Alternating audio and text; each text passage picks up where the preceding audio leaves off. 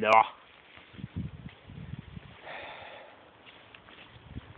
Nu kunne det godt ligne, at jeg var faret vild. Men det er faktisk også. Så jeg med vilje gået lidt vildt herinde i Rold skov. For at bare få noget lidt natur og lidt skov under fødderne. Nu er jeg gået langs vejen her de sidste 33 kilometer. Så det er det første hvil. Det er det første velfortjente læg fødderne op hvil. Og jeg har lige været hen over Rebel Bakker. Det var ikke mindre. Det var fantastisk. Så nu nyder jeg lige Rold skov, indtil jeg skal ned og overnatte et sted hernede. Så Aalborg juleakvavit og mig.